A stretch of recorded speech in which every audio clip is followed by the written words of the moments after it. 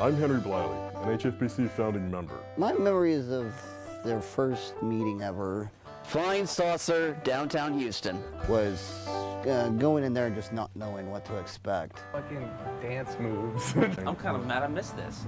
No, you shouldn't be. His role as Jeremiah, I thought, was his most well-developed character. Tristan, how old are you?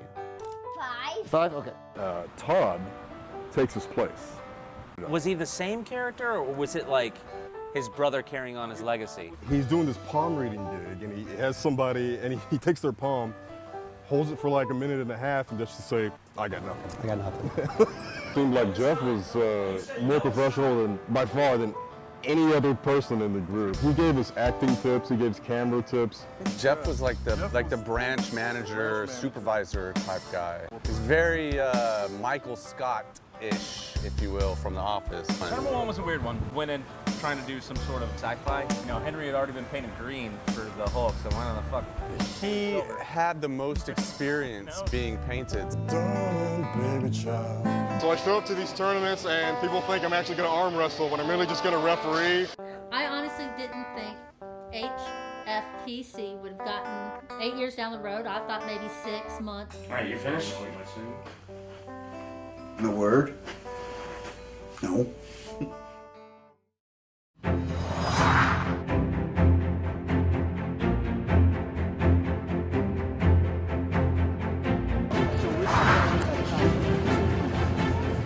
Guys, what are we doing? We're over here waiting. That's Team Jeremy. Working out their script. We're side by side right now. Director Jeff Taylor. Executive producer Jason. Cheat? Yeah. And I kind of look back and disappointed. Like really disappointed, like, oh no, that was a good guy. And then the final connection, right? Yes. Okay. So this one, the gay connection, and then... So this is the scoop forward connection, then she can have the gay connection, and then she can have the final guy. If it's 2 minutes, we've got 30 seconds for... I was like, I was like, yeah. I know that's like I did a little, what is it, video karaoke thing. Okay.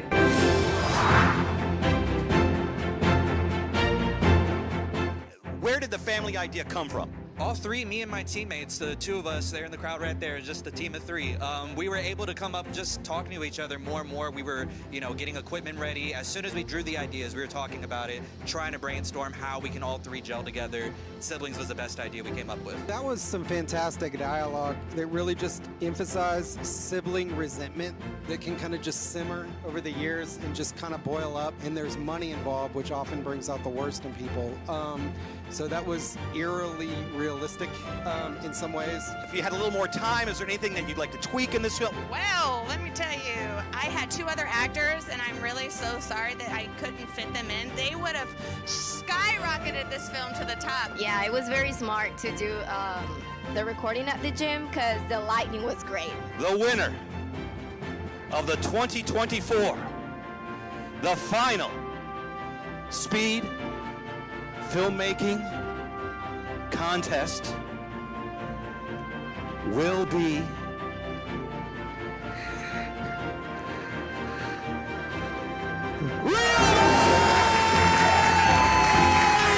$500.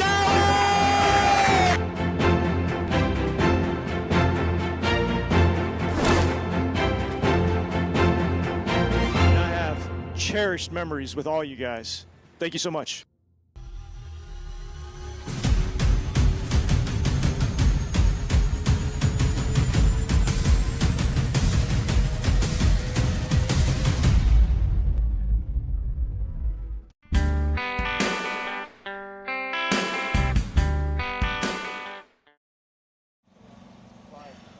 Welcome, film production to Hfpc's 15-year live show. We are live on YouTube. Tonight is Houston Film Production's 15-year anniversary. And it has been that, since the operation in the entertainment industry? That is a huge milestone for something that has started from the ground up. Now, I will be your host tonight. I am Jennifer Lee, and I have my co-host here, who is the Houston Film Speed Production Champion. Hi, everyone. I'm Isaiah Leal. Yeah. And together, we will be talking you back over the past 15 years of HFPC's history, starting with the humble beginnings of the founders when they didn't have a path to follow, had limited resources, skill, and equipment. But first, in honor of HFPC's new live show series, Serving Pop Culture, we'll first discuss this year's entire events of pop culture.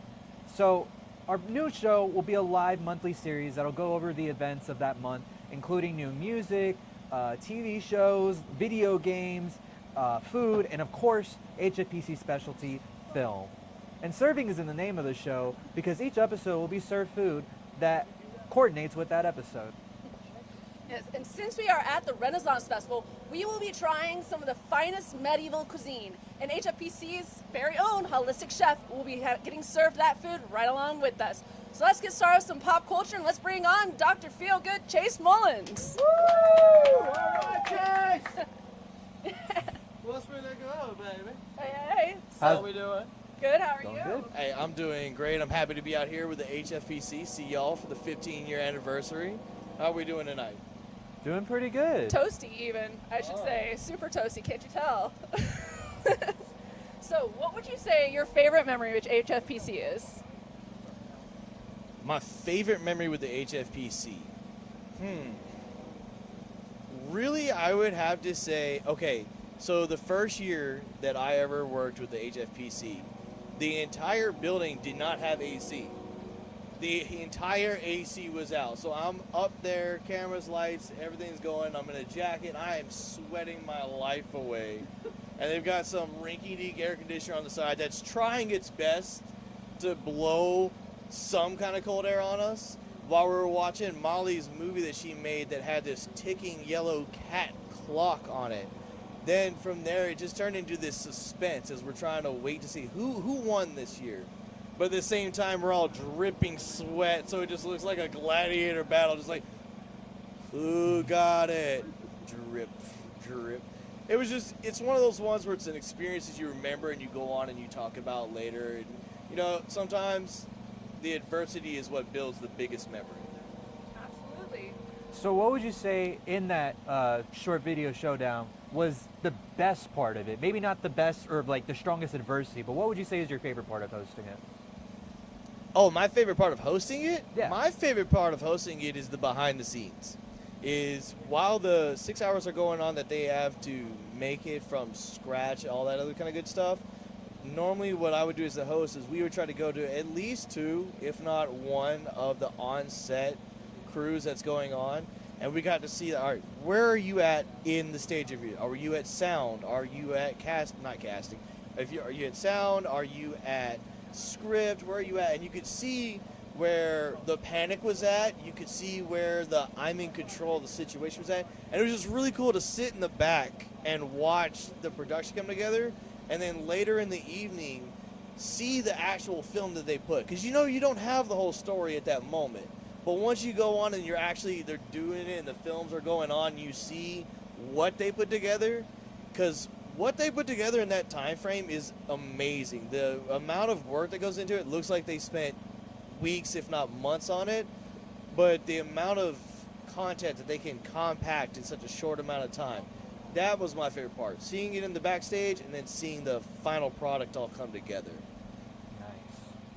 All right, well, that sounds awesome. Have you ever made one yourself, or won a championship in that yourself? My videos aren't showing on this channel. Oh.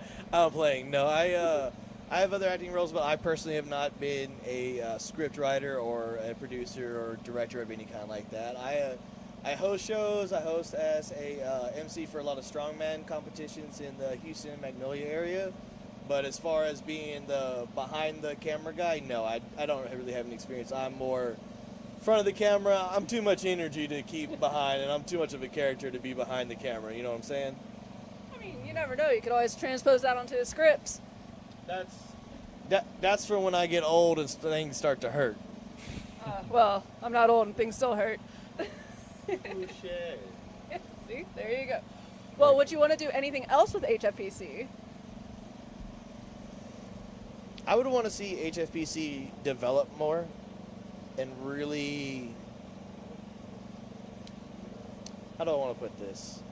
I would like to see them develop more, and I would like to see them kind of streamline things a little bit more, see a little bit more consistency before I would say that I would really dive too far in.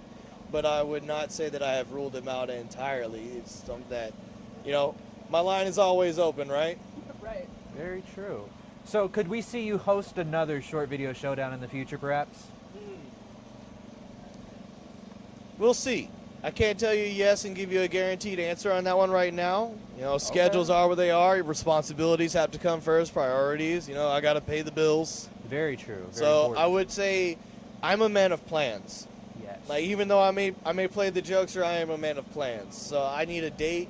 I need a conversation prior to. I need to be able to make sure that before I commit to saying that yes, I can be at a location, I need to make sure that the priorities in my life that I have to keep first are not gonna collide with that. So before I give you a yes or a no, I need a conversation. I need to be able to make the proper plans. Right. It's that prior military aspect, you know. Very fair, 100%. Fair enough. Can totally relate. So you do mostly hosting now. Is there anything else that you do outside? Oh Lord, girl, I'm busier than a one-legged man in an ass-kicking competition. Let's see. So I am in a low-budget SAG film that everybody is just kind of like pestering to the director with at this point. Like, hey, what day are you going to release that? I'm in a series called Hwood, Howwood. It's on Amazon Prime, it's Tubi, and all this other stuff. I have a reoccurring character there called Crispy. And I actually, I'm in an episode that's coming out here shortly, the next episode that is coming out. And then I have 2 weekends of shooting with them coming up. And I also do, I am a Bingo Loco host on the side. So I travel to different locations. I mainly work out of Houston, but probably going to be going to Bryan soon as a Bingo Loco host. So, yeah, and I also go to school. So, What are you studying? Oh yeah. What do you want to study? So what do you want to study? So right now I am going for a bachelor's in bioenvironmental science. I just finished up an associate's in biotechnology, and I'm being pushed into a master's of biological and agricultural engineering.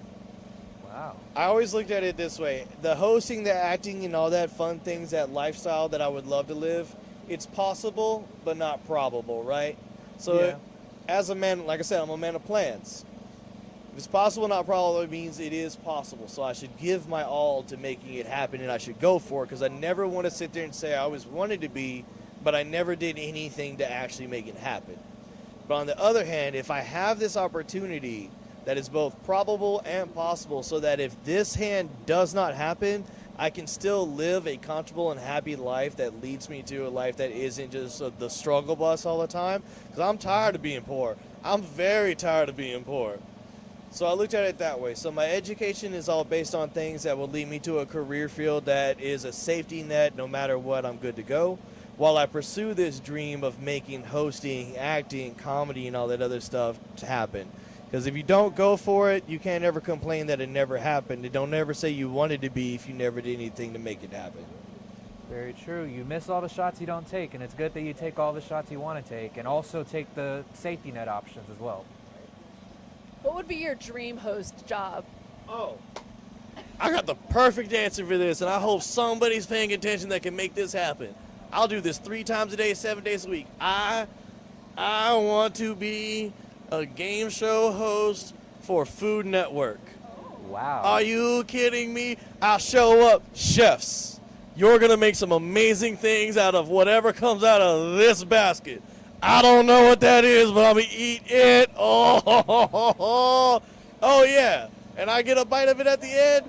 Please. I'll talk. Hey, chef, what you doing there? You flambeing that? This is a deep fryer. Like, hey, I can learn on the fly. But, yeah, I want to be a game show host for Food Network. Is that so you could eat? Little column A, little column B, you know? All right, well, what do you think about music? So we're going to go kind of into our pop culture thing and some pop culture stuff with music these days. Oh, goodness. Yeah. We got Bad Bunny coming up for the halftime show. Do you have any thoughts on that guy?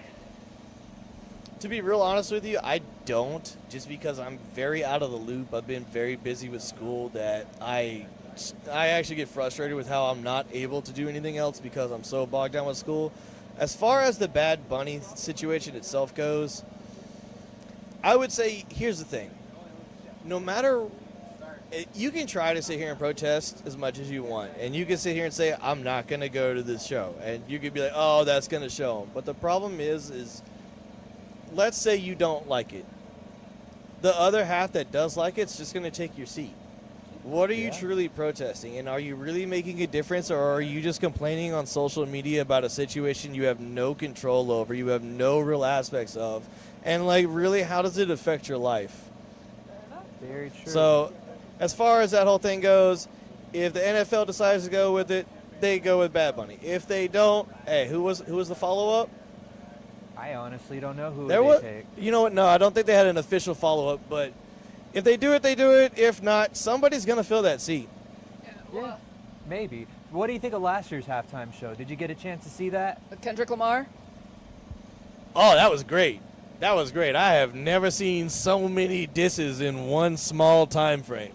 Even down to the suit he wore. Yeah. The jean jacket and jean pants are considered a Canadian tuxedo. Yep. Oh, man. I just sat there the whole time. Oh, my God.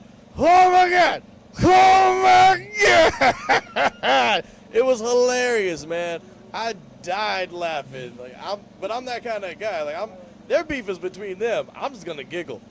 Right. Just get your popcorn like Michael Jackson. That's right, baby. I follow the 3F rule.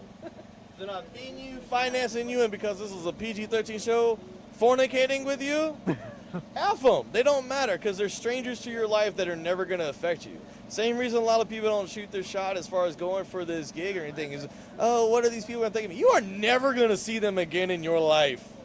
They're not feeding you. They're not making sure your bills are paid, and they're not making you feel good. So that's just my take on a lot of that.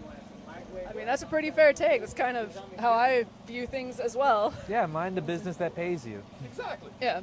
And all this, like, hubbub over social media with things, I think people just like to be angry about stuff. Yeah, and, social media gives them a place where they can say whatever they want without having to worry about a physical repercussion. Now, one guy who I think is the right person to get famous for sure is Youngblood. Have y'all heard of him? I have. Don't ask me to quote a lot of it. I'm more of an old school H-Town kind of guy. I listen to a little bit of everything. If you ride in my truck, you're going to hear a gambit of all kinds of stuff. So I listen to it all. Go to some show tunes? Oh, yeah, baby. We can rock show tunes. We can do some jazz. We can get into heavy metal and turn around and do some old school country. Nice. Well, that sounds like a fun time. Thank you so much for coming on. Thank you guys for having me, and I hope y'all have a great show, and I hope another 15 years of success for the HFPC. Appreciate it, Chase. Appreciate it. Cut to the Holistic Chef's highlight reel.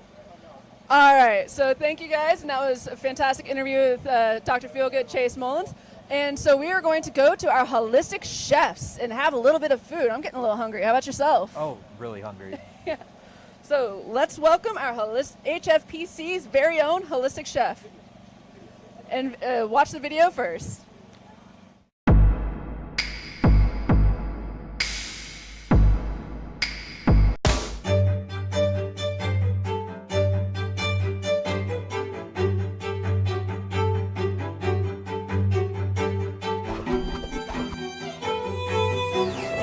Gluten is a denatured protein. It can be toxic for the human body. It's important to buy your rice and all of your other grains organic. This is to ensure that there hasn't been any GMOs added. You're rocking a good clean meal that'll elevate and stabilize your energy levels.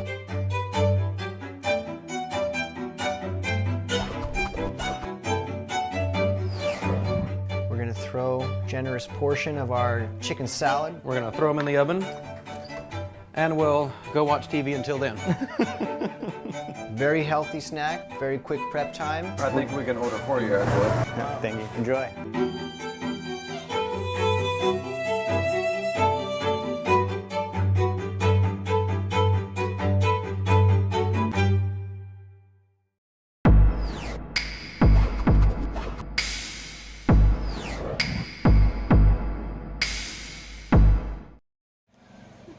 All right, and let's welcome our very own Holistic Chef, Kenton Allen. How are you? Kayvon. Oh. Kayvon Tari. Kayvon Terry.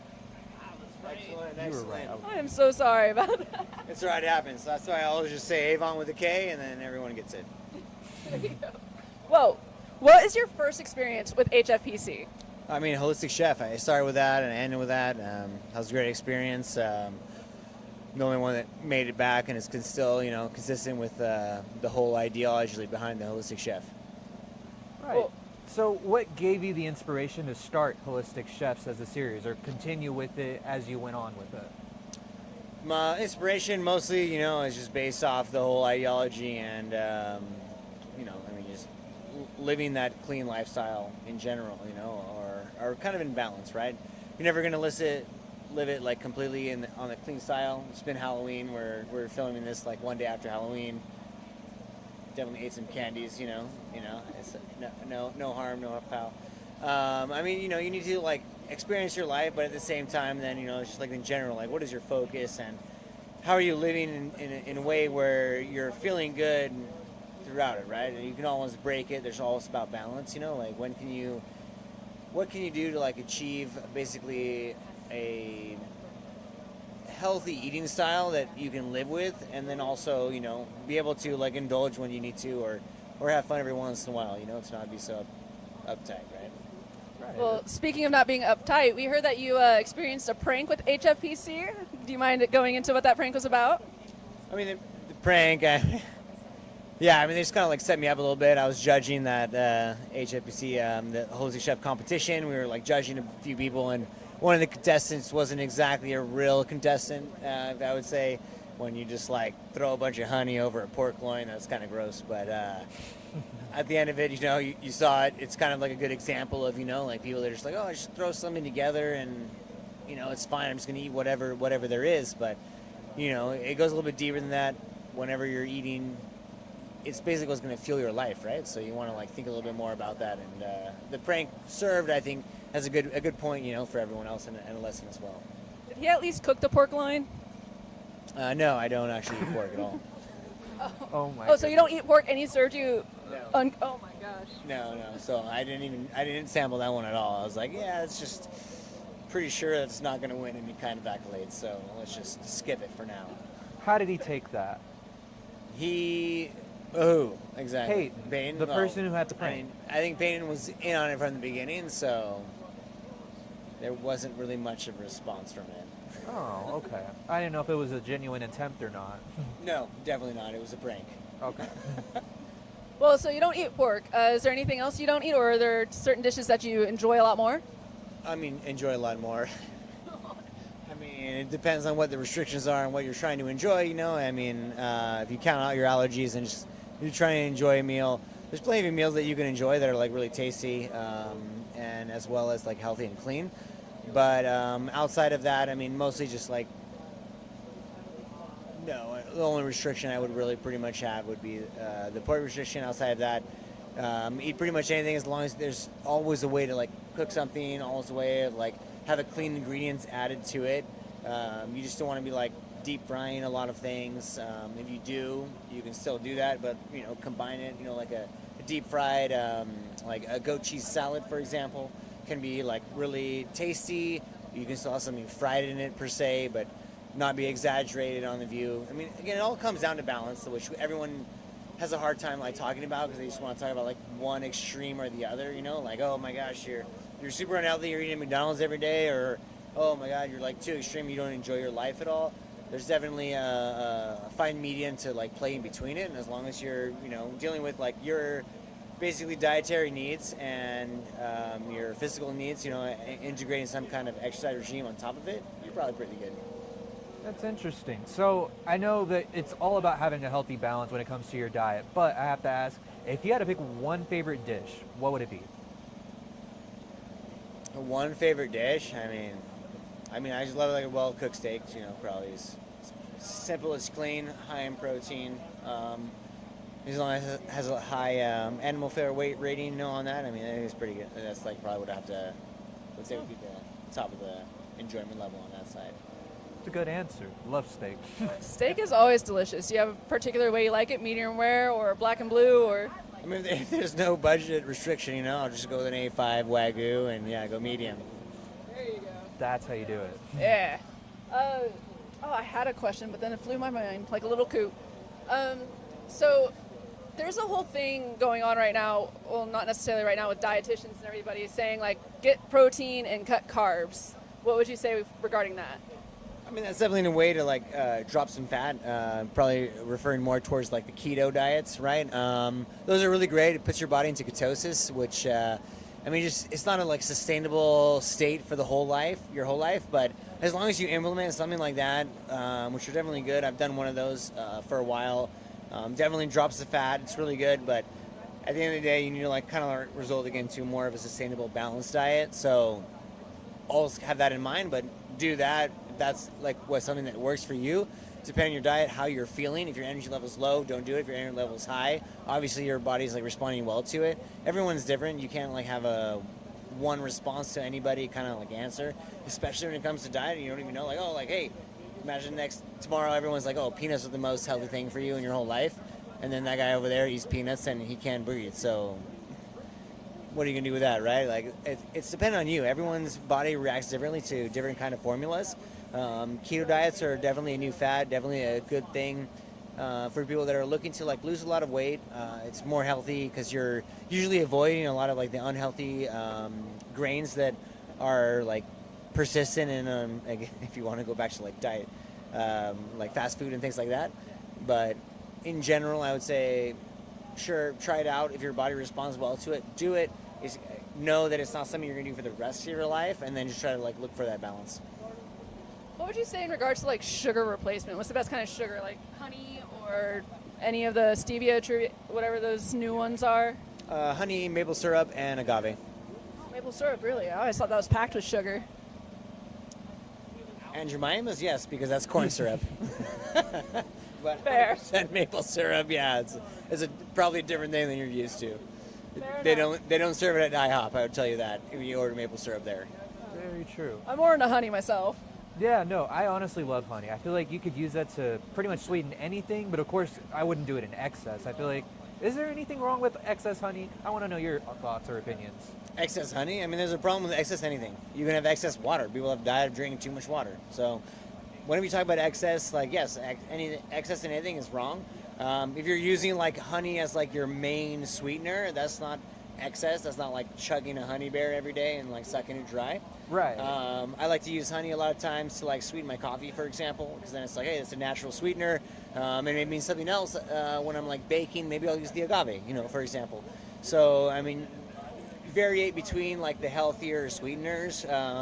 Honey is definitely a very good thing. There's a lot of propanols and things like that in it that are really good for, especially when you're looking at sicknesses and things like that. But in general, anything in excess, not in general, just for sure, anything in excess, don't do it. 100%, definitely agreed. I was just curious, what would you consider excess of honey? But I think we get the gist. Yeah, don't honey bear a day. That's an excess. What are you using your honey on? Pork chops. Oh, I'm playing. I'm kidding. Look, if you cook it correctly, it can be good on pork chops, right? Well, not pork chops, but chicken and honey. You ever done that? I have not. I mean, more of a maple and honey seems to be a better combination. Chicken and waffles, right? Oh, that's a big popular dish. I would say then if you go with a good high protein, gluten-free waffle mix and properly deep fry and non hydrogenated oils, just do some avocado oil, which not even considered a seed oil or any of the current bad oils, right? They constantly come out with new ones. You can have a really tasty meal that is not going to do you wrong. But again, can you do that every morning for breakfast? No. So find those fun things to eat, but your whole point of your diet isn't to be I super enjoy every step of every meal. There's other motives behind it. Okay. I just also had another question. Do you think, because there's always this, I guess, word of mouth, maybe you want to call it a myth or maybe it is a truth, is breakfast the most important meal of the day? I mean, again, any answer I'll ever give you, it's going to be, it depends. What kind of a person are you? There's a lot of people that like intermittent fasting right now, and obviously you can't eat breakfast in that meal, so it would not be an important meal if it's one you or maybe it's important in the sense that that's one of the ones you have to actually skip to make intermittent fasting working. Again, that depends on what your body type is, what your dietary needs are, what your exercise level is, what your energy levels are, what kind of life do you live, and how does your body respond to certain foods. So it's always so tricky. Everyone always just wants this like easy answer that, hey, this is the silver bullet to like dieting and be amazing. Like, oh, right now it's keto. All right, everyone is going to do that. Everyone should do that, and it totally makes sense. And like, no, that's not true. Certain people need certain things. It depends on your body type, depends on what your activity level is. If you're not very active during the day, you need a low-calorie diet. If you're very active, you need a high-calorie diet. So, bam. That just completely changes exactly what your trajectory on what you're going to be eating and what your focus is going to be on your dietary needs. So what do you think of those meal-ready plans like HelloFresh, Blue Apron, all of those? Do you have any say on those? So if you eat them and you feel great, they're amazing for you. Is that something you'd want to do? Like come up with your own company for that? For sure. Come up with my own company. If everyone is willing to like buy my meals and I'll make millions of dollars, like yeah, of course. Are you telling like why would I not do that? But on the main level, I think it helps a lot of like the busy lifestyles, right? Where now you have like two parents that are both working and you can't do the same kind of meal prep, same kind of like meal, just logistics and figuring out like, hey, what's going to be like a healthy meal and the ingredients that are going to like be good for my family. Or if I don't even have kids, then it's just like more of like we're a power couple and we both work and me and my spouse are going to be working and no one is like in charge of like cooking meals and ordering that. Finding like something good like HelloFresh where it's going to be organic and fresh and you can again pick and choose, and whatever meals you're eating, how you feel after you ate the meal is going to just basically tell you whether you should be continuing to do that or not. If you feel like heavy and sluggish and your stomach's upset,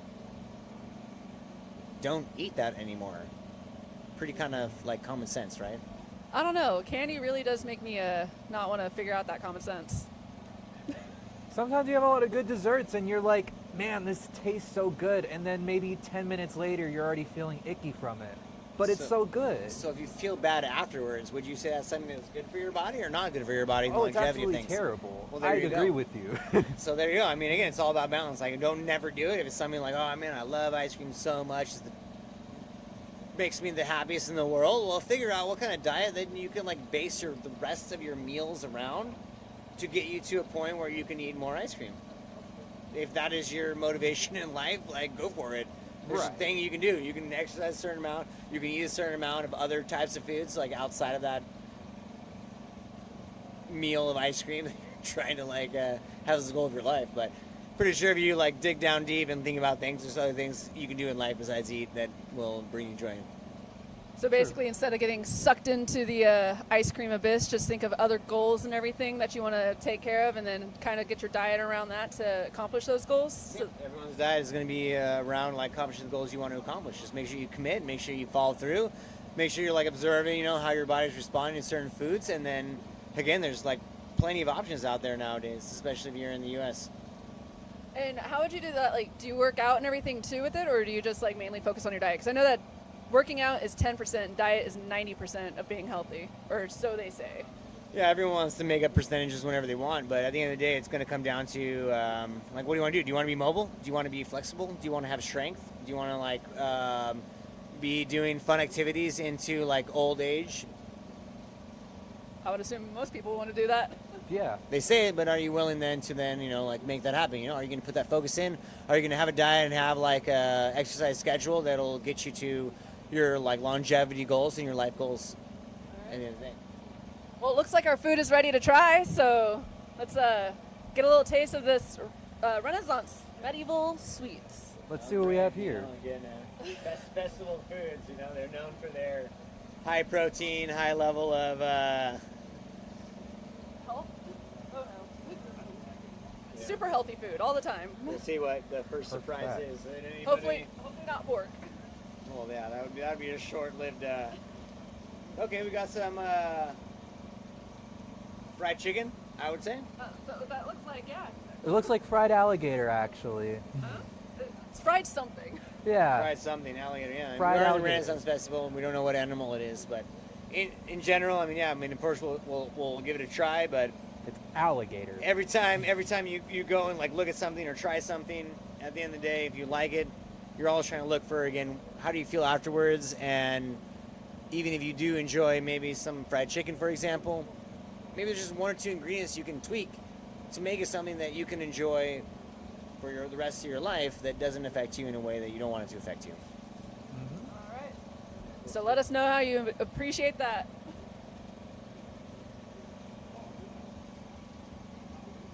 Yep. Definitely tastes like some fried chicken. Nothing special. I'm not quite sure what this is. Some kind of empanada? It's fried You're gonna have a pierogi. surprise in that for sure. Let's see. It's fried pierogi. I believe it has either cheesy potatoes or mashed pork. Okay, cheesy potatoes. Something cheesy, something flat, something that just squish in a... It was definitely squishy. What is squishy? Okay, festival foods. How do you want to prep until you come up to it to be able to eat a meal of fried cheese and fried chicken and... This is pretty much fried cheese. Well, it's exactly crawfish mac and cheese, to be exact.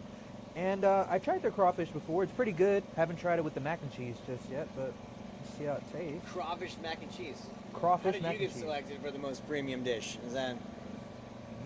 Who did you slip some money to on the side here? I just want to know. Because they No didn't give one- it to me. I mean, I got stuck me with a typical fried chicken. I got this stuff. You want to try one of these? Oh, no, thank you. You sure? Want some fried chicken? You No want- one's... You could pass the plate around. I mean, there's 3 forks in here. Yeah, I think I'll have to pass on all of it. They look pretty similar. I bet you they're all like, when it comes down to festival food, as you can see, it's kind of like some fried chicken, some kind of like, the base is going to be the same throughout the festival, right? Because they need to like conserve ingredients and make sure they're producing like the same. It's almost like if you think about different types of foods where it's just like there's a meat and there's like a type of bread behind it. It's going to be kind of a similar aspect. You see, like, these probably all came from a stand that was close by where they all ordered the same kind of food. So what kind of ingredients are they all getting? Their breading is going to be the same. They're going to just change it up in this case to be the shrimp or the crawfish, right, in the mac and cheese. Then probably the same cheeses, probably the same different kind of subsidies on it when the whole area is getting the same kind of provider for the food. So I would assume they do a lot of like carbs and fried up stuff because you're at the Ren Fair. It's usually sunny, not always. Sometimes it's rainy, but you're walking around a lot. You're moving. A lot of people are dressed up in costumes, so they're hot and sweaty, and those carbs can really like give you that energy you need to keep going. yeah. I mean, it's always going to be tasty at the end of the day when you're hungry out there, and especially if you're having a few drinks and then you got really hungry and you're like, oh my god, I'm starving. Anything kind of tastes good. I wouldn't like put any kind of nutritional value or one or the other because they all have the same color here. They're all fried in the same things. So choose what you enjoy the most to like get the most enjoyment out of whatever food you're trying to eat. And then again, you make up for it on the back end. How much making up do you think you'd have to do for all of this? Ooh, all this in a row. You're like 2 weeks. 2 weeks of strict dieting and exercise, man. Like, wow, it's that intense. I guess they have said that 1 week of not working out is like missing a month. There you go. Momentum builds everything. Thank you, guys. Thank you for joining us, and thank you for all your wisdom as far as food is. Thank you, appreciate it. Thank you. Have our producers take our trays. There you go. Thank you much. All right, so let's go back to our pop culture, and we can talk about, let's see, we were talking about music a minute ago. We just finished talking about music, so let's move on to the subject of games. Video games. Unfortunately, I have not been able to play as many video games as I wanted to this year, but I have heard quite a bit about some games that have come out, such as Borderlands 4 came out, had a bit of controversy around that one. And then Mario Kart, heard was not as great as it probably could have been. Yeah, I mean, I own the first version of Mario Kart that came out on the Switch, so that one I could say it was pretty fun. It's an average Mario Kart game, nothing crazy about it. I was looking at the upgrades on this newest Mario game for the Switch. Didn't see too much that I was impressed by, but hearing the reviews, I think it kind of makes sense. Fair enough. Yeah, I wish I had the new Switch, though. I still have my old PS4. I don't even have a PS5. That's so sad. Actually, no, that is one thing that I do know about video games. They were talking about putting games across all different platforms, which to me that kind of says I hope Sony comes up with something else, because as far as I was always concerned, Nintendo is family, nostalgia, party games. Sony is first-person story, character-building games, and Microsoft is online playing. So if everything goes across all platforms, Sony doesn't have the single-player character-building market anymore. Well, I honestly think it could benefit Sony more than it would benefit Microsoft, because the way I see it, right now Microsoft is looking to open up open share play to all systems or across all systems. So when you have that, you have Sony pretty much taking over all of the property that it didn't own, so now you're able to play what you didn't get to play on Xbox on Sony. So now you have Sony exclusives where they don't want to support players across multi-platforms, and you have Xbox, although, yeah, they're Microsoft, and yeah, you can play it across all systems. Yeah. If you're Microsoft, you're almost shooting yourself in the foot if you delete all the competition that you could have in having exclusive games. Yeah. But you win for the player. As a player, you win. So I don't know. Well, I remember, now I wasn't around when Atari was made, so I'm not that old, but I do remember Dreamcast, which was basically Sony and Microsoft before they split up. Do you remember Dreamcast at all? I remember it vaguely, very vaguely. I used to love playing Power Stone and Bomberman and all those things. And then, of course, they got in their disputes, and then Sony and Microsoft split and get PlayStation and the first Microsoft. So maybe they'll come back together. Who knows? I feel like there could be room for a reunion, perhaps. There's been a lot of buyouts within our current market recently, so who knows what kind of buyout that might look like. Yeah. But I've also heard Microsoft's looking to compete more with movies and more computers. Like, they're working really hard with Asus and working a lot with ROG, I believe. Right. And being able to do that, you also have a lot of like IP that you have as a company. So whenever they're talking about movies and competing with Netflix instead of competing with PlayStation, it's hard to really imagine what may be next for Xbox or Microsoft. Well, it's just crazy how games have evolved in general through the years, because you go from a ball just bouncing across the screen to like extremely realistic gameplay with what's the new platform? Unreal Engine 5 now, I think it is. It's either 4 or 5 that does all the display and everything, and it's just insanely realistic. And then of course all the controversy around video games throughout the years, when everybody's like, oh, it's fun, and then the shooter games come out, and then everybody's like, oh, that's causing more and more violence in our society, and then it's just people just trying to enjoy games, man. Let's have our games. Yeah, I mean, it's a larger impact whenever you have easy access to both the games and the weapons that you use in those games, and whenever you look at other countries who have those same games, they may not have the same weapon laws, and obviously their rates aren't as high as ours. So Right. I don't think the correlation exists between video games and violence. I think there's a different correlation that may not be spoken about. And Socio. it really makes sense why a lot of people want to blame it, though, because it's just a obvious blame option. Yeah. There's no reason for people to be up in arms about it, though. No. I really think, take your hands off of our games. Let me keep shooting my fake guns. I'm doing no problem within this universe, other than maybe doing some Grand Theft Auto on Grand Theft Auto 5. Right. It's like, let me get these inhibitions out in a safe environment.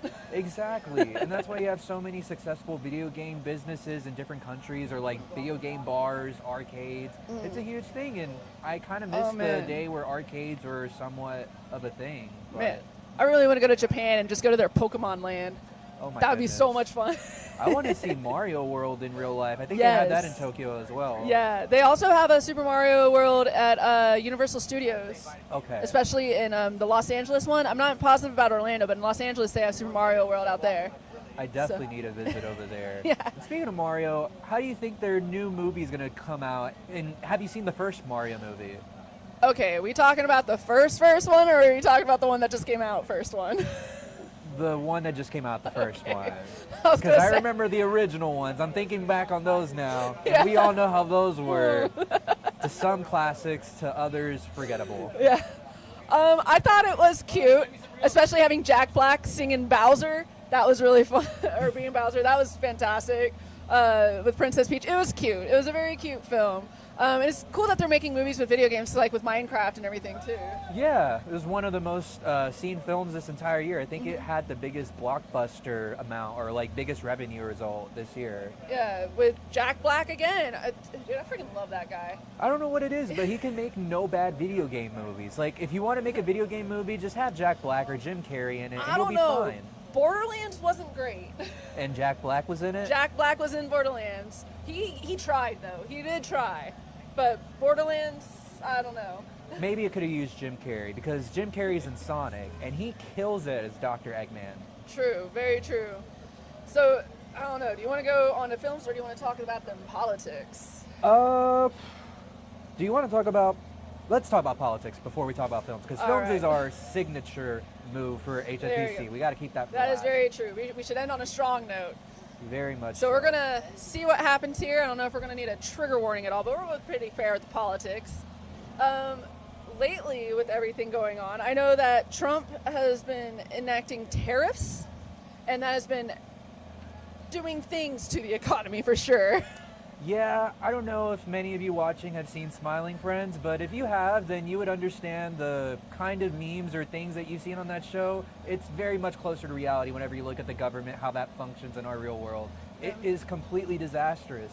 But at least we have some people with spines in our Senate and Congress who are doing everything that they actively can to try and abolish every single bad take that Trump has had with his tariffs, because they have been bad.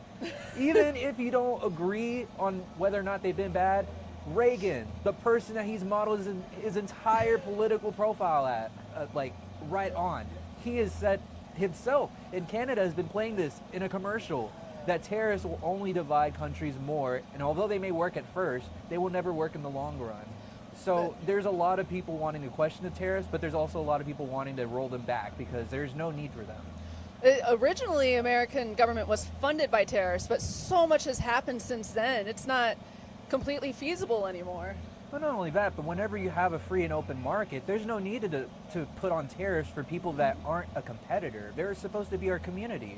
We're supposed to be working hand in hand with these countries, not trying to bribe them or pay them or make them pay however much they need to in order to make a living here. I mean, some people would say bring more jobs back to America, and tariffs would be helping with that, or forcing that hand, or there's only a wait and see thing. Like, this is a long game, and at the end of the day, the government's corrupt and none of them can be trusted. Yeah, it's definitely hard to trust that, but it's also, why would we want to have tariffs in the first place? Like, that was only a thing when Mr. Orange Hat Man had an idea for tariffs, or he had concepts of a plan for tariffs. Yeah. And obviously, they've been working as thusly as they have, and not working well is the answer. Yeah, I'm not entirely sure what the exact answer for the socioeconomic situation is, but one better come up soon, and it better be working in everybody's favor. I have a plan. Tax billionaires. Yeah, they would just cycle that down to everybody else, though. No, you can't. Like, obviously they would, and that's what the government has constantly been doing, and what they are doing. That's exactly what they did. They did with the tax bailouts and being able to have the debt ceiling raised. All of those entire savings that they've made for the people that they believe they had their best interest in are the same people that are going to be paying for it in the back end, or their kids are going to be paying for it, and they wonder why their kids resent them for voting the way they do. It's a lot to think about, and it's also not a lot to think about if you're smart and understand that tariffs are a bad thing. There are different ways around everything. I'm not a socio-economist, onomatopoeia, I don't know. Right. How to say words. But I am definitely not a super political person in general, though I do try to pay somewhat attention. Right. I know that the biggest one that seemed to strike, I didn't consider it super political at first, but then the more I hear people talking about it, it became political, and that was the assassination of Charlie Kirk, which I don't care who you are, like, no one should die for speaking their truth or what their beliefs are. Yeah, it definitely is something for gun violence to be a big part of our country, and it's sad to see how people can be having their lives taken due to gun violence. And I hate to see something like that happen, even to somebody that I may disagree with myself. It's nothing that I would wish upon anyone, and it's honestly one of the things that he and I may have disagreed upon, because he himself has stood up for gun violence to the day he had spoken his last breath. And they were talking about violence as well in the last few things that he was talking about while he was living. Yeah, talk about gang violence versus, I mean, I'm for 2A, Like, I always have been, always will be, because it's for being against the tyrannical government. But at the same time, like, I would never say kill someone. Of There's course. purely for defense. It definitely feels like there's means for some people to go about it, and I feel bad for those people who feel like violence may be the only answer, but it's also an answer to people that have been oppressed for so long, and I don't agree with the means or the method, and there's not even a but to it. It's just a matter of understanding that the world has its own set of natural balances, and if you didn't agree with Charlie Kirk, I think that's fine, and honestly, I'd agree with you. But if you feel like you have every right to feel as if he's not better here or there, some people may say that's an opinion you want to keep to yourself. I'm going to say those are opinions that you have the right to speak about as much as we have our First Amendment. But remember how you feel about Charlie Kirk and not liking things he says.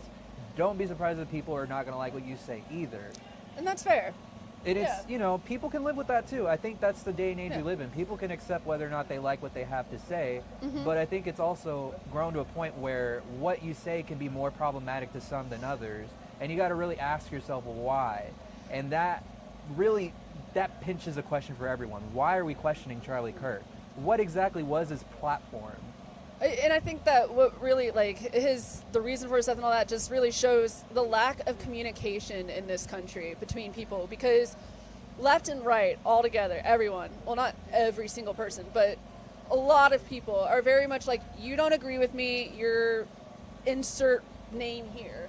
Like, call you all, any kind of name. That goes for both sides.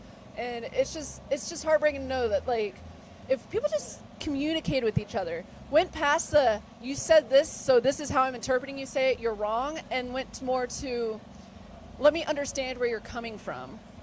Yeah, I do think that there can be a lot more compassion and empathy spread along when it comes to communication, but you also have to understand who you're communicating to.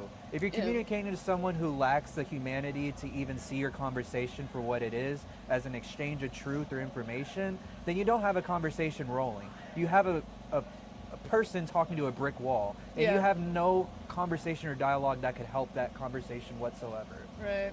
It just doesn't roll like Well, that. yeah, heavy subject. So let's move back on to our films, like where we really love it. So we were also talking about video games beforehand. There have been quite a few video game films this year. We already mentioned Minecraft. Did you ever play Until Dawn?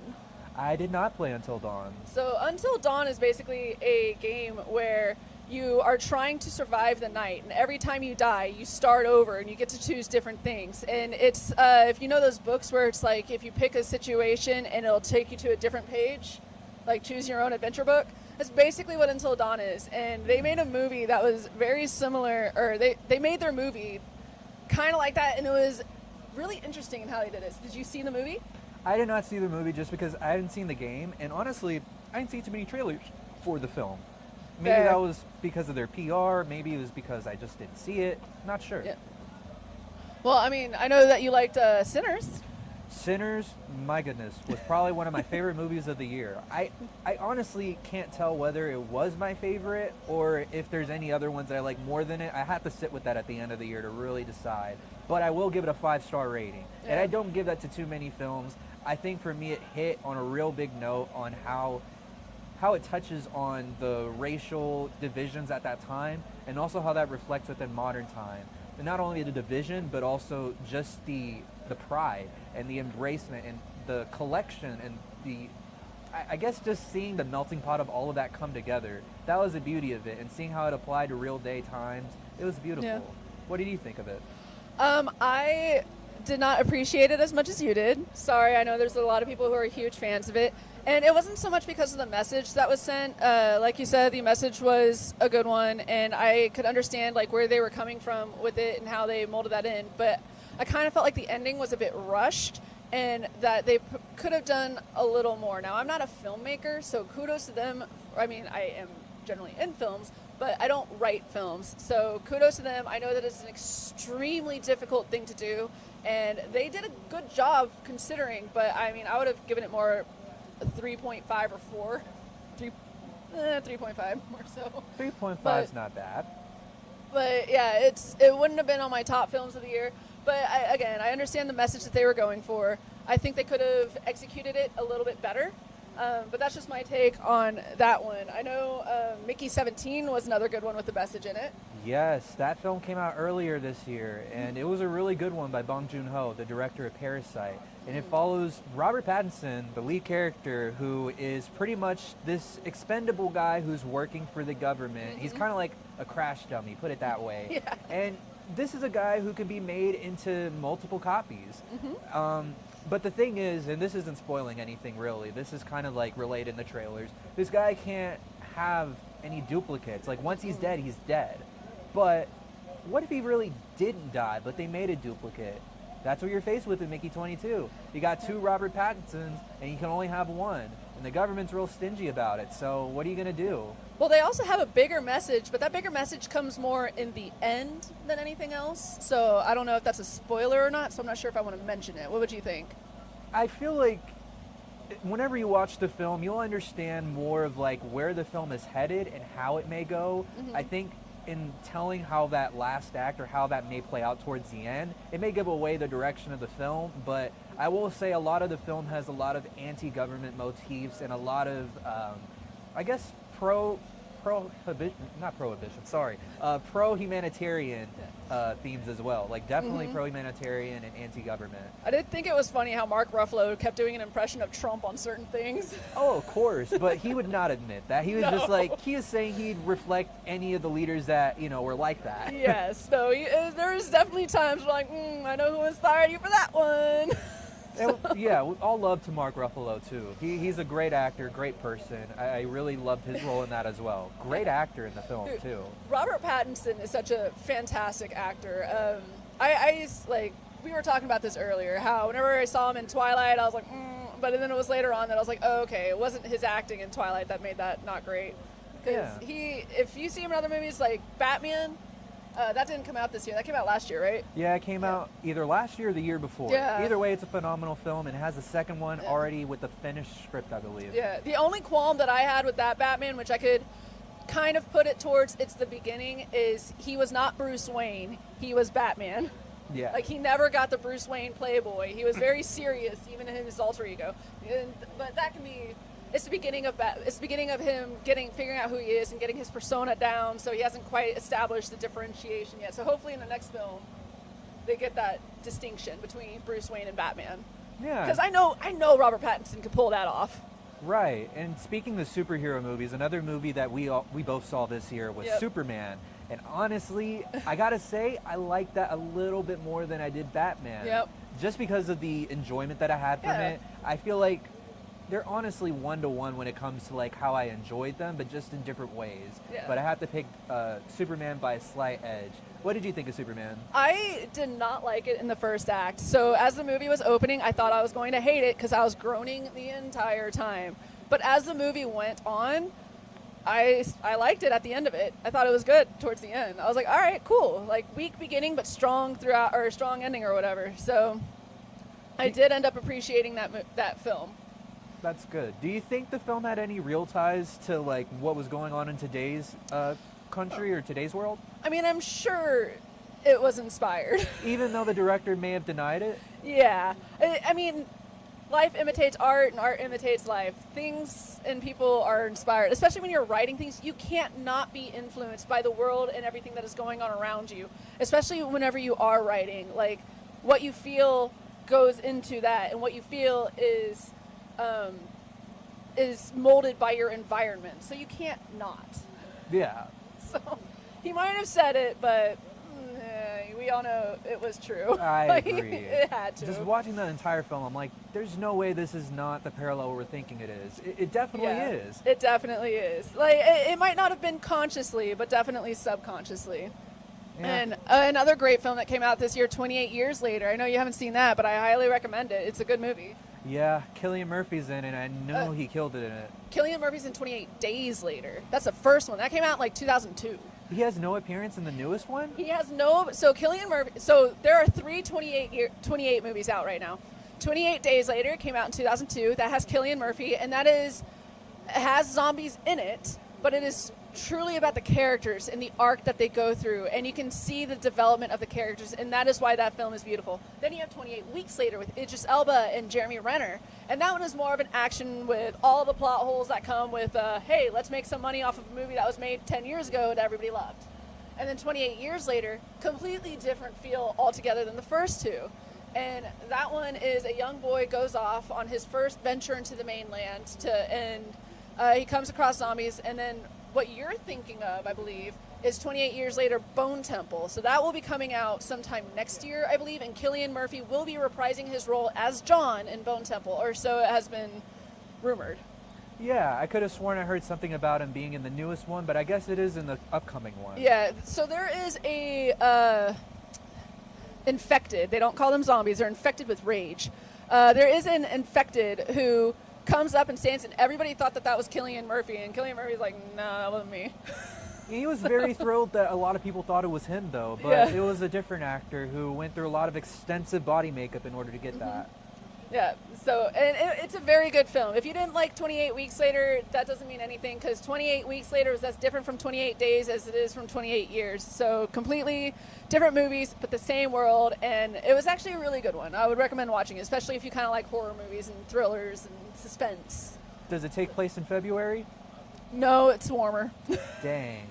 I mean, 28 days, you would figure, but... Right, yeah, it's that month, man. But this is 28 years, so... Right, it doesn't matter what month it is. It's 28 whole years. Right. Well, there have been quite a few movies that have come out this year, but I think we should actually start going into HFPC history.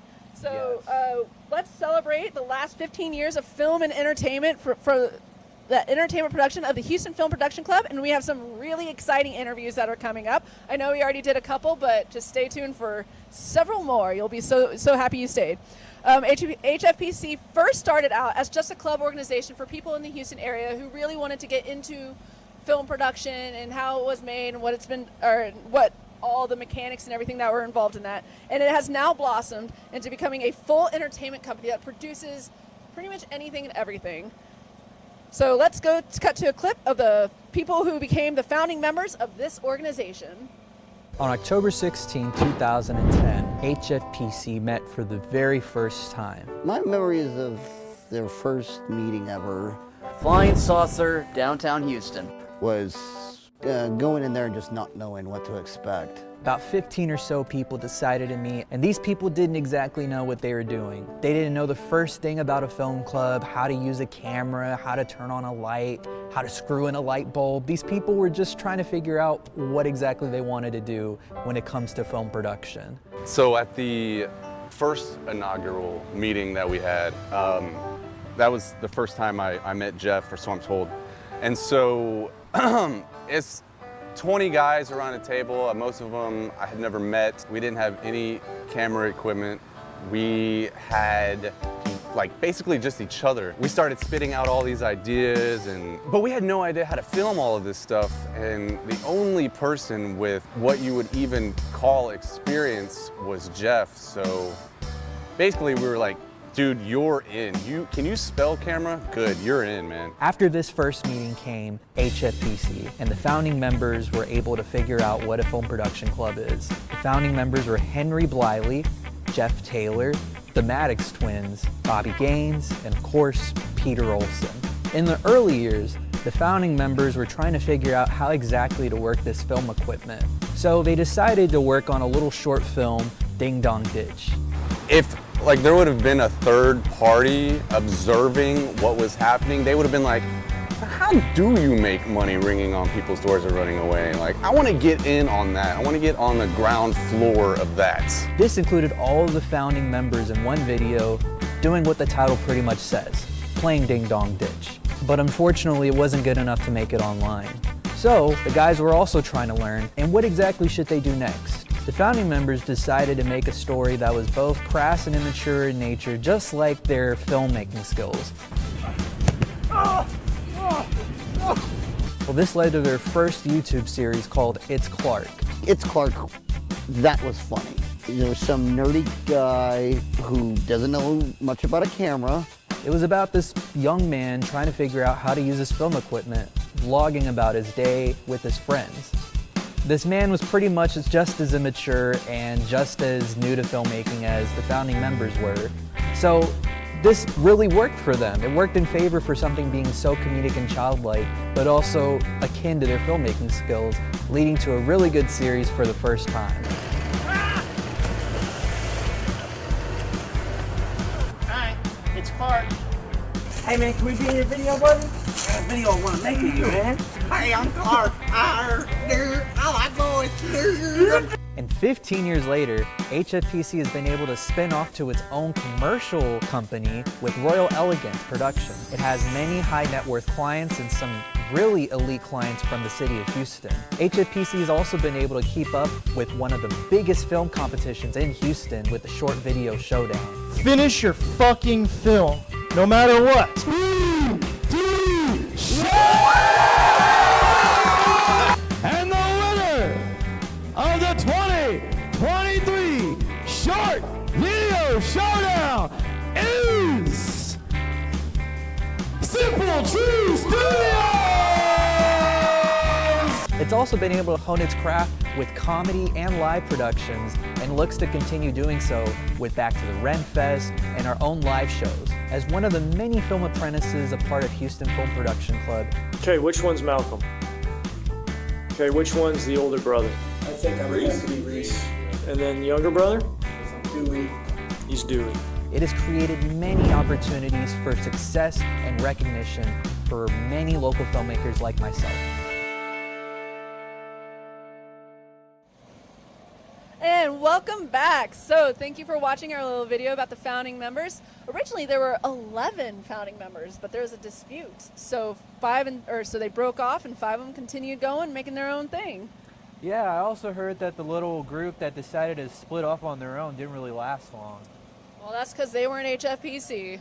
Yeah, I mean, sometimes you need to have the will and, the ability to produce together and have that good glue. And honestly, I think that's what the founding members had. They had a good glue and chemistry together. Yep, and they definitely love doing pranks. If you've ever seen any of their older films, which you can definitely go on to HFPC and YouTube and watch their older material, they have certain shows such as Ding Dong Ditch and It's Clark. So. Yeah, and then you could also check on their website and look at the earlier webisodes that they had. There's a lot of crazy shenanigans that went on there, like their Christmas episodes. They also had Interview with the President, and then they also just had their regular webisodes, and those are pretty interesting too. A lot of rough starts, but they ended up gaining their stride and honestly made some memorable moments and some funny moments with that. So it's been a good long journey for HFPC. Right. In addition to their prank shows and their webisodes, they also did a lot of not interview shows. A lot of their shows where they got to review movies and TV series and stuff like that. One of the big ones was Game of Thrones and House of the Dragon, as well as a few movies. And right now, I think we are going to proceed to interview and review a lot of things going forward in the future. So you should stay tuned for that. Yes, Serving Pop Culture is exactly what we just talked about. It'll be us reviewing everything that's going on that month pop culture-wise. There you go. All right, so speaking of people who are ingrained with HFPC, one of the most prominent players in HFPC history was a person who became the very first Short Video Showdown champion, started in HFPC's very first action sci-fi movie trailer, and is now the current Improv Challenge champion. He has done so much more as well for HFPC, and that person is Micah Webb. So let's watch a short video going over his achievements and what he's contributed to HFPC. 2. Good. Okay, James. I think you guys are maybe ready to just go ahead and go for it and shoot it. To do that one? Yeah, the bathroom.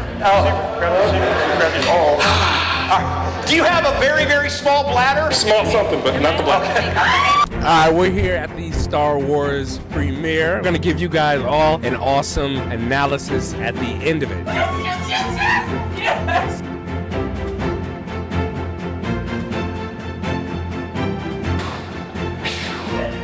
Now, do you expect a drug addict to save the world? A solution, Mr. Clement. The winner of the Best Editor goes to Michael Webb from Urban Survival Express. All right, and we're just. I kicked your ass in the tournament, didn't I?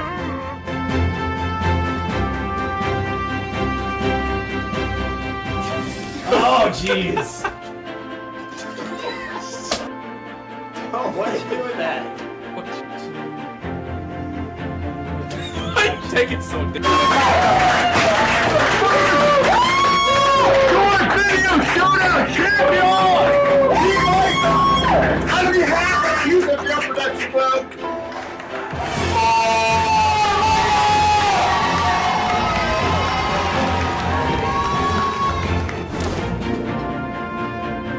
I immediately knew that you were going to be in the contention for best editor. I saw a lot of great editing, so I was like, dang. Well, I'm not going to be up there, but I'm up here.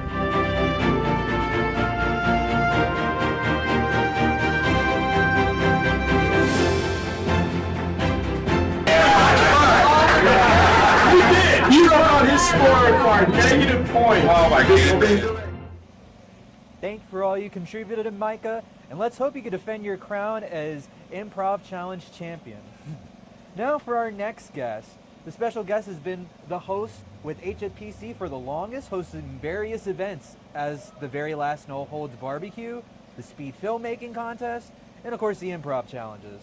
He's going to call in, so let's see if we can reach him. Absolutely we can. He is right here. Welcome, Scott White. How are you today?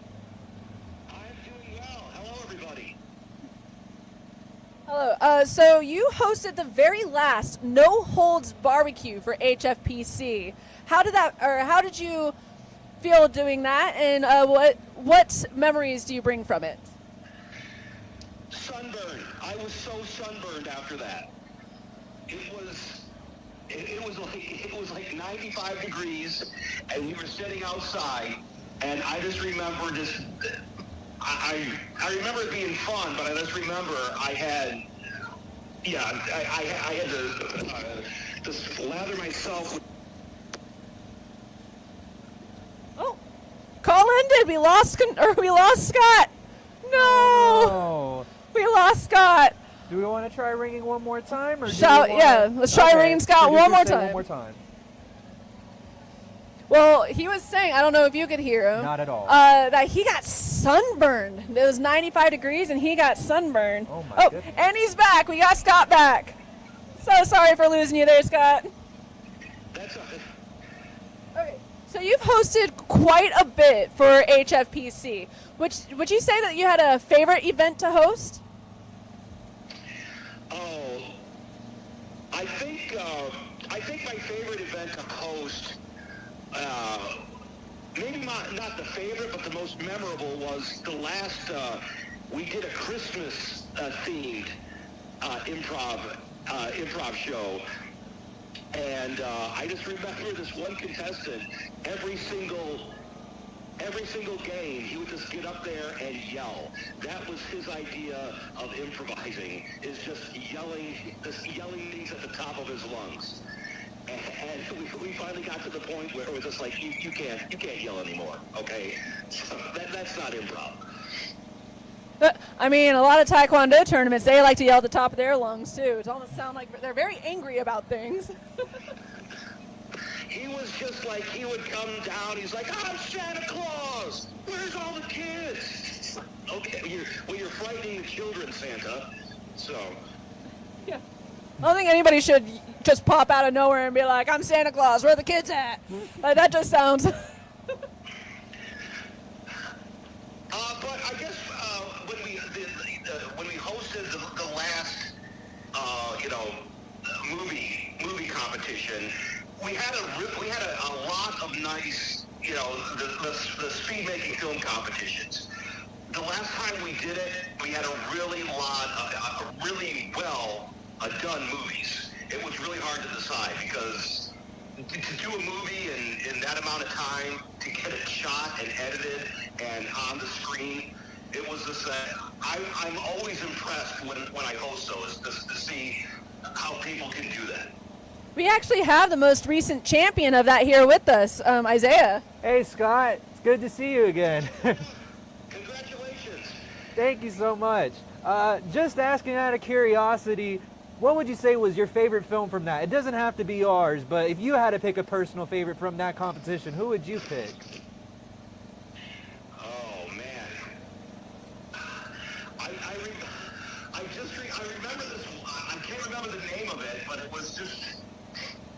was a lot of running through the fields. I think there was a body in the river. I'm not sure if I'm remembering that correctly, but I just remember it was like a cat and mouse game in this short film, which I just really enjoyed. I forget the name. He's got a look on his face like he's trying to remember. It was the other Film Apprentice team. It was, I forget it. It was about health insurance, right? Something about health insurance? Yes. Okay, I wish I remembered the name of it. I cannot remember, but that one was a really great film. It wasn't runner-up though. I wonder why, but it was a really good film. And you beat them out. How does that make you feel? I honestly felt surprised because from what I understood, I was the best film, but only because I was second best in everyone else's ballot. Because I won by default and everyone else had a different best. Oh. Well, that is one interesting way to win. And Yeah. let's see over here. Yeah. I was gonna say this way you can hear him a little bit better. There we go. Now we're cuddling you on both sides. Okay. So, you mentioned the Christmas improv challenge or contest. What about the Halloween one? The Halloween one, I remember my co-host was drunk.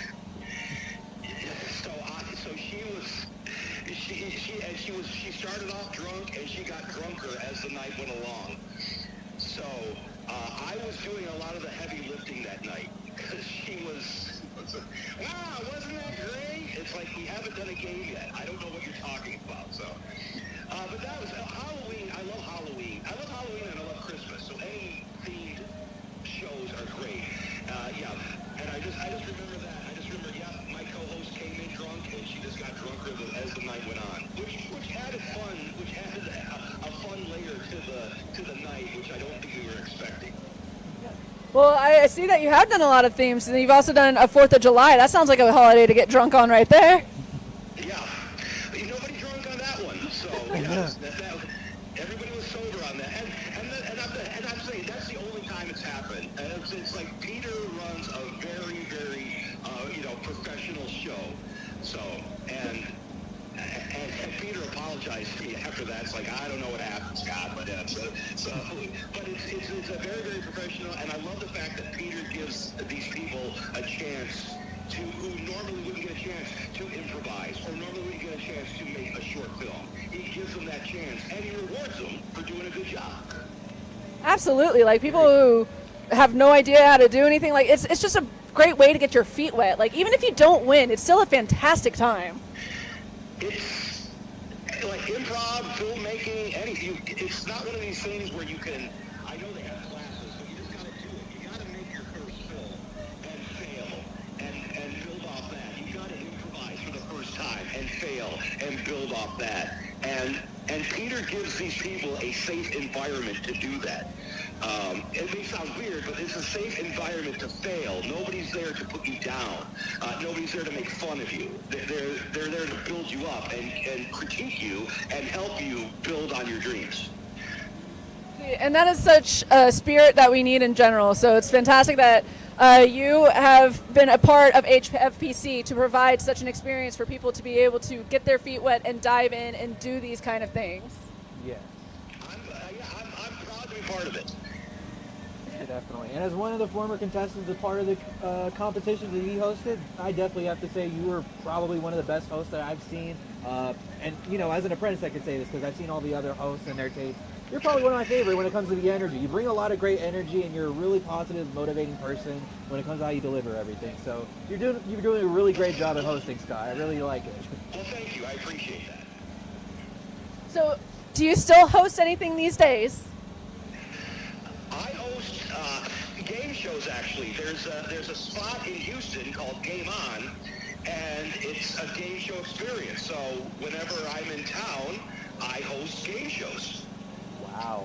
We need to go to one of those then, for sure. Got to check it out. Be an Hfpc experience. That sounds amazing. Thank you so much, Scott, for joining us. It's been a wonderful time interviewing you, and You said a lot of very wise things for people who are especially starting out in the business, and I just want to thank you so much for being a part of this. I want to thank you guys for having me. Of course, it's always a pleasure talking to you, Scott. Thank you. So, see you, Scott. See you, Scott. Yeah, we're done. Yeah, we're done. Unless you want to keep talking. Do you have any last words?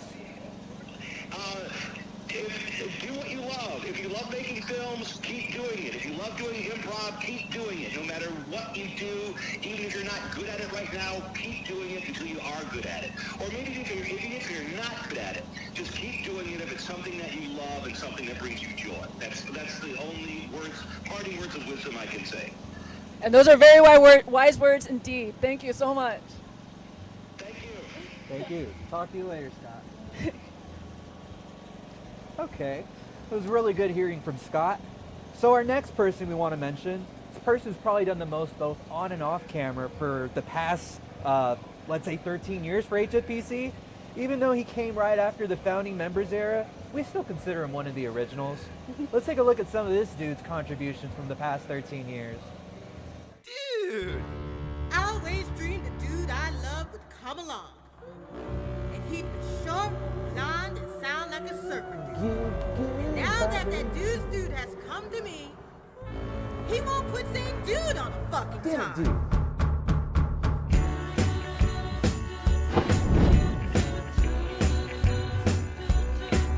Ready to rock? Ready to rock and roll. Let's do it. All right. Oh my gosh. Ah. Does that mean you love me? Hell. You love me? No. No holds barbecue eating champion, Mike Stewart. Oh, dude, I didn't know this guy was gonna. No. Handcuff. Yeah. Dude. I live out in the boondocks. Oh, no, 2nd Street, and you take me 89th Street, all right? I'm gonna fuck you all. Yeah, I'm gonna keep it here.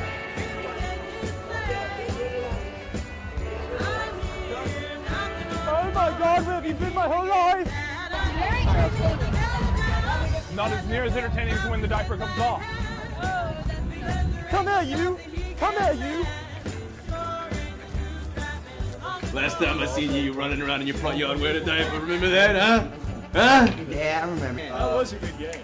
You ate my wiener. I can't believe it. I knew it! I knew that wasn't mine! I knew that wasn't mine! My wiener. That's what we used to call you, ready? Little C Davy Makey? Little C Davy Makey? All right, bro. Don't be busting my balls. Dude. Bro. Run off with some fucking money, asshole. We have no money. Mike, if I was gonna bust your balls, I'd tell you to go home and get your diaper. And then shit in it. All right, dude. I'm gonna lay down the hammer on you, bro. All right? Easy. Fuck this. And what are our last remarks this evening? Stay safe. Stay safe. Drink well. And Drink eat a lot well. of beer.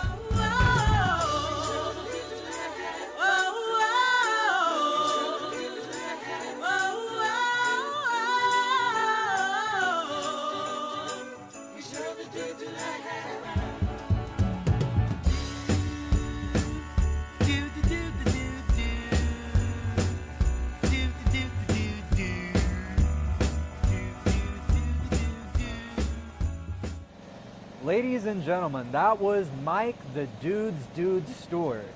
We have to thank him so much for the setup that we have here today. Where we are right now is right in front of his RV. And he's definitely helped us a lot out, not only with this entire setup, but again, for over the past 13 years. He's been in so many productions, along with Father O'Neill, another very important member of HFPC history. And I've actually had the honor of meeting Father O'Neill back when I first joined HFPC, doing Game of Thrones interviews. Father O'Neill is a really cool dude, and it's a shame he couldn't be here tonight. We do miss him, but he has also contributed quite a bit to HFPC. He's one of the big pranksters. He always had a smile on his face, and he just wanted to have a good time. So, again, thank you, Father O'Neill. Sorry you couldn't be here, but your presence is with us, as it is part of HFPC. Same thing, Mike. All right, so unfortunately, we also don't have Chase Fields or Chase Archer or Nathaniel Fields joining us today, but they were also pretty prominent with the HFPC coming up over the 15 years, and they made some videos. They have been the two kings. We'll get that video going for you right now so you can get a little taste of them.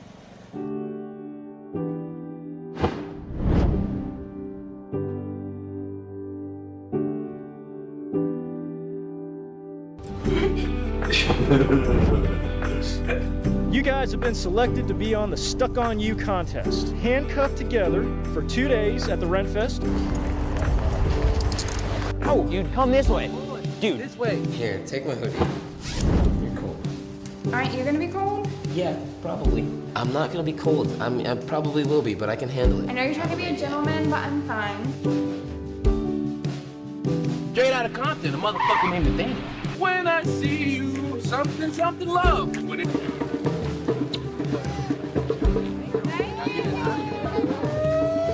Wow! Thank you. You want a kiss, boy? I'll kiss you right now. Want something to drink, buddy? I had turkey leg earlier. I said break left. Break left. What are you doing? Over here. Do you want to get frozen? Do you want to get frozen? Oh!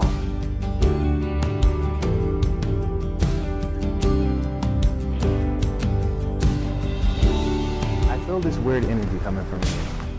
Really? Yes. Is it number 33? Before, no. It's not 33, right? No. Okay, so I was right about it not being 33. The scene no matter. So I see you were stopping some of the guests. So what was going on? They're going to spend more money because my magic is powerful. Well, we provide the entertainment for them, so we'd like you to stop. Come on, Jeffrey! Come on, Jeffrey! You can do it! Oh, hey, guys!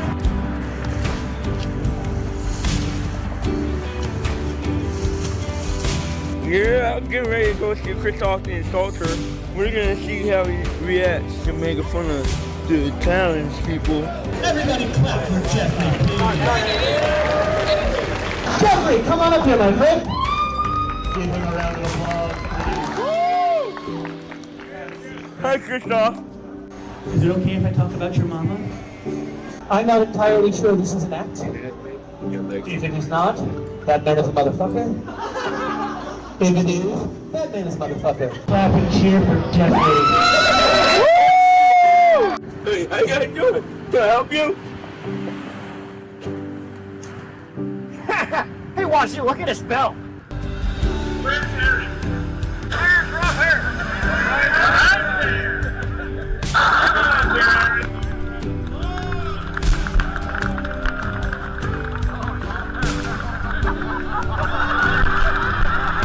Do you like Dave Matthews? No? Okay. So, I have a question. What do you think about the Dave Matthews Band?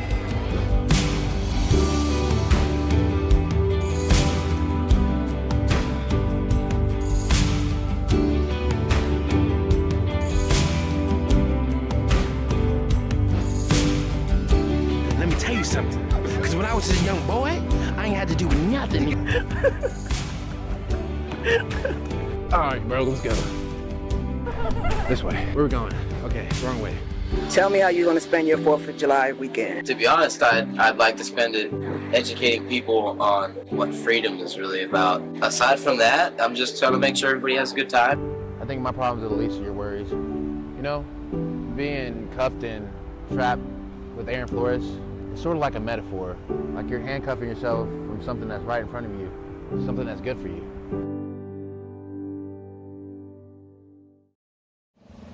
Talk about pranks. Do you know that Chase was handcuffed to Aaron Flores and they had to prank the insulter during one of the Renaissance festivals? Oh yeah, and not only that, but there was a year where he ended up being attached to him as a mannequin. Yeah. Imagine just having to lug somebody around. It's basically dead weight, but not at the same time. No, I couldn't be handcuffed to somebody. Don't do that to me. Oh, heck no. I would not want to do that, even if you paid me. It's hard. Yeah. Well, then you also have Nate, who is continuing to do pranks because he just did a motorcycle prank for a Chase, he did a motorcycle prank in front of somebody in front of politics very recently, where he disrupted the whole hearing going on, and there's videos of it online where people are still talking about it. You should really check it out. Yeah, it was a pretty funny video where he was pretty much imitating a motorbike, because in this meeting they were talking about noise ordinances, I believe, and how the motorcycles had been a very big problem in that neighborhood in particular. And whenever he went up there, he was talking about how if you don't like hearing my motorbike, I want to make sure you hear it right now, or something along the lines. And he went on and on, just sounding like a motorbike. Sounded like Crazy Frog. Yeah. So talk about those two pranksters. I mean, they've been great for HFPC. HFPC does a lot of pranks, and it's really fun, and too bad that they couldn't be here tonight. Again, we miss them. But now we're going to go into our very last segment of the evening. That's going to involve the HFPC's highest achievement over the years, the Short Video Showdown.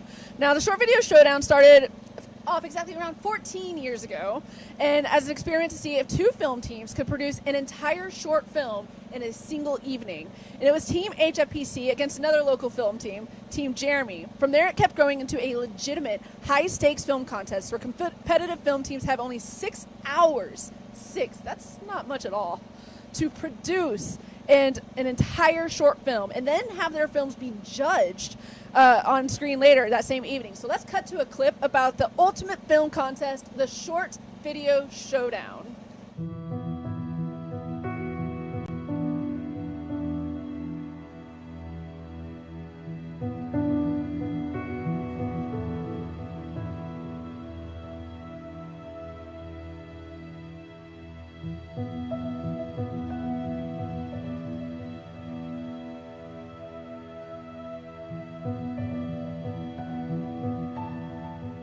You guys ready to make some videos?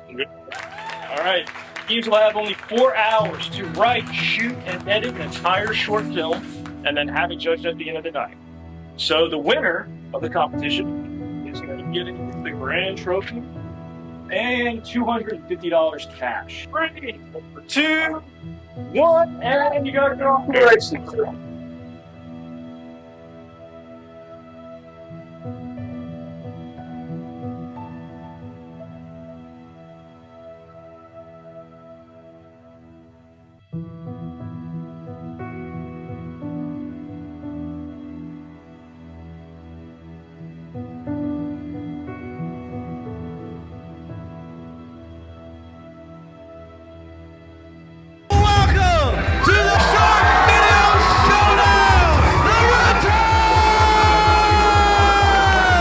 Quick shooters, we're quick behind the camera, we're quick in bed. Either you go bold or you go home, right? Championship trophy! Every team member this year will also receive a Short Video Showdown Championship ring.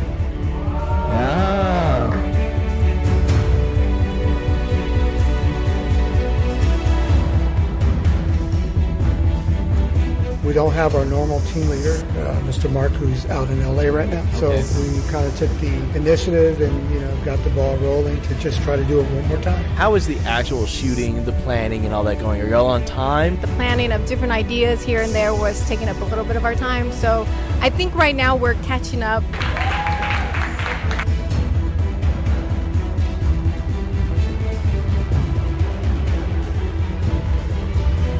For the very first time, the live Short Video Showdown pre-show.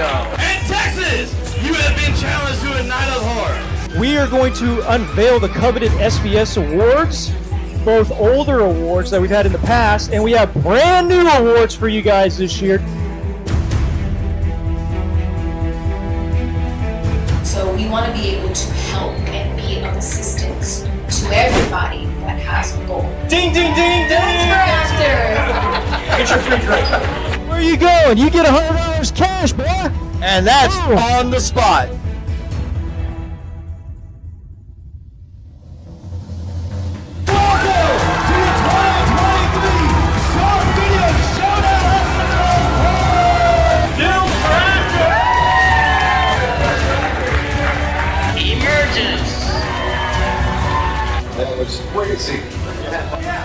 completing the film in 5 hours, no matter, is a feat in itself. Films for actors.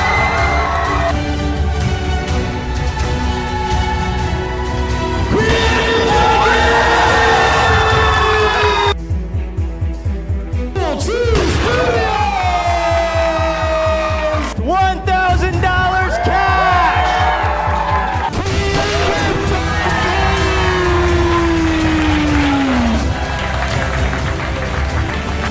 Actually, the money is going to pay for me and my sons to go home and visit my dad, who's not doing well. And I didn't know if we were going to do the contest or not. We decided to fuck it, and we just did. We signed up yesterday, and we decided to do it, and I'm so proud of these guys.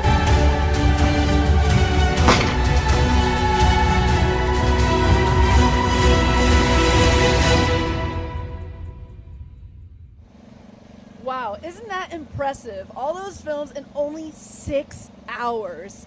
I know 48 hours can be kind of a drag, especially because you draw it out. But 6 hours to do a film and do it that well? Wouldn't you say that's pretty awesome? Yeah, and you have to make it, I believe, like past 7 minutes long, so you have to film at least, over a minute's worth per hour.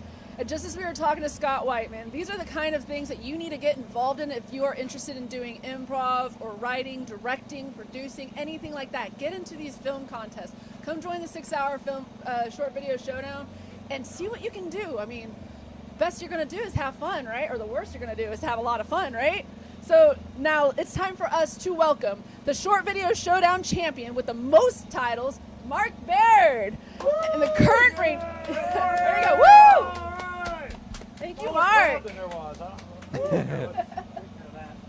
I mean, sure you can. It's Coke. Yeah.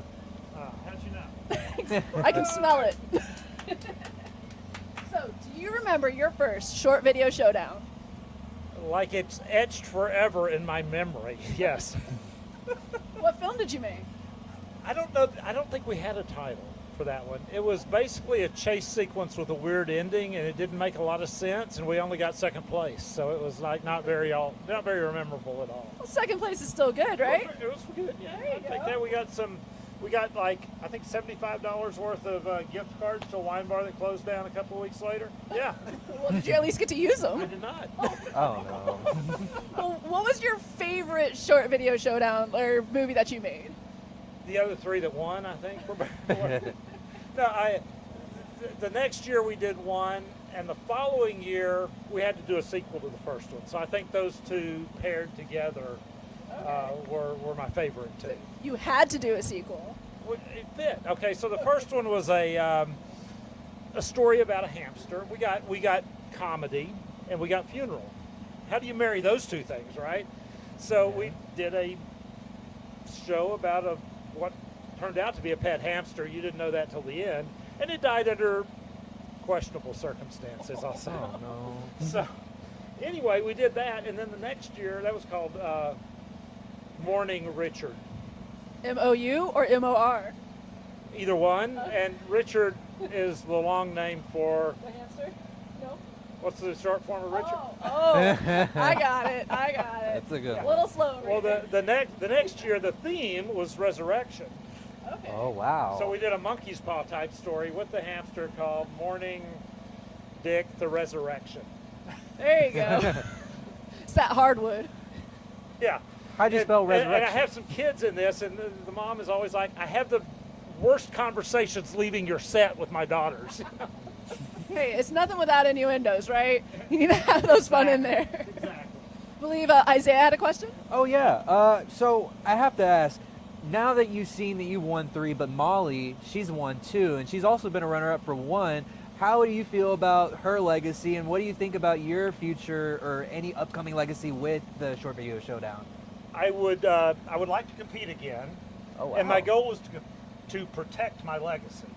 Wow. So I see me and Molly teaming up. That way she can't beat me. Oh, so y'all are going to team up and create a super film. She doesn't know this yet, but I think that's what's going to happen. I feel like that'd be a good idea. I'd love to see that film. Wait, you wouldn't want to compete against her? Didn't say that, but didn't say otherwise either, did I? I was going to say, stiff competition, man. Go straight with that Mourning Richard. I've talked to her at length, and I feel like we could do better together. Fair enough. She is a very talented creator as well. Yes, if you've seen the last year or this year's winning short video showdown film, it is phenomenal. She did great in that role. I have absolutely no words. I was speechless at the end of the film. I really did not know what to say, but also seeing your legacy too, it's also a matter of how can he beat that? How are you going to be able to top that? You have to top last year's film too and the ones that you had before. Yeah, no, absolutely. Absolutely. It gets tougher every year for sure. The talent keeps increasing because more people have access to do it. I mean, that's great about this industry. I mean, when I graduated from college way back in the dark ages, to get a system that would allow you to shoot standard definition video, do a dissolve from one shot to another, and make the tape was about $250,000 for the system. Wow. Now I can do it on my phone. It gives access to people to show their talent and make films, and that's great. Absolutely. Competitions like this are great for networking. Have you met a lot of friends and people that you continue to work with outside of Short Video Showdown? Absolutely. I think I've done almost all the video competitions available. I've done the 48. I did Splatterfest back in the day. I've done the 168 a lot, and all of them, including this one, put you in touch with other filmmakers who ultimately in the real world you do want to collaborate with, because you want to work with talent. You want to work with other people that are at your level and create new content. So yeah, it's a wonderful networking opportunity. Well, especially because like filmmaking in general is a very collaborative sport. You can't really do it on your own unless you're just doing TikToks in your bathroom. Or Woody Allen, one of the two. You know? Oh yeah. Well, he's pretty much doing the same thing, but you know, different ways, different phones, different collaborations. Exactly. Yeah. So, yeah, it is. I mean, the auteur method of creation is history. I mean, there are no auteurs. There are no people that do everything themselves, or at least all the creative aspects themselves. Because, I mean, no matter where you are in the industry, there could be a PA on your set that has a better idea than you have. And if you're not open to those and listening to them, you're going to miss them, and your film's not going to be as good because you missed it. So I have to ask, with all of the championships you won, I can definitely say you know a lot about film. Where do you think is the direction of like new film, or like how do you see cinema defined by this new generation? Do you see any differences, or do you see any like progress maybe in how the new generation defines cinema, or what that may look like in the future?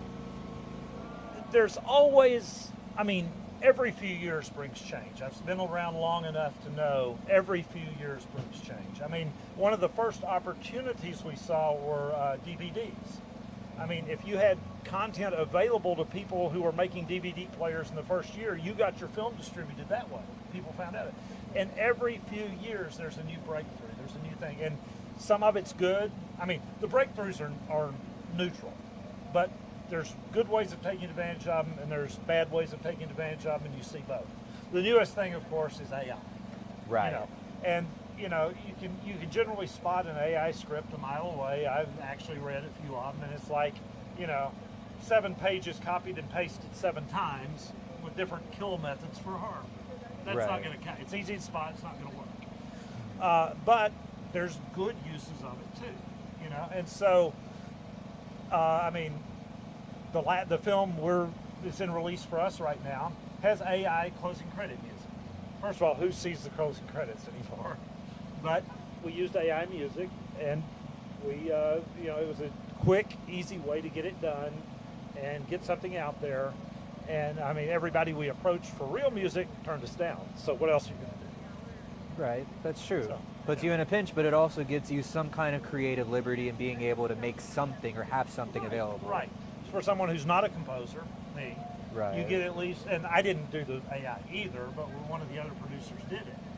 And so, you know, it's something that you can do there without having to, when the music you want to use isn't available. And that's becoming a trend, I think. Interesting. Another thing becoming a trend, have you heard of these vertical dramas? Absolutely.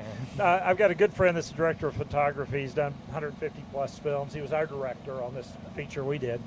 And he's just like, Mark, we got to get into virtual dramas. They're so bad. It's like telenovela for your phone. It is, absolutely. And I haven't seen one, but I've just heard the stories. You know, an actress we have in an upcoming film, I mean, from 5 years ago, the only thing she's done recently is verticals.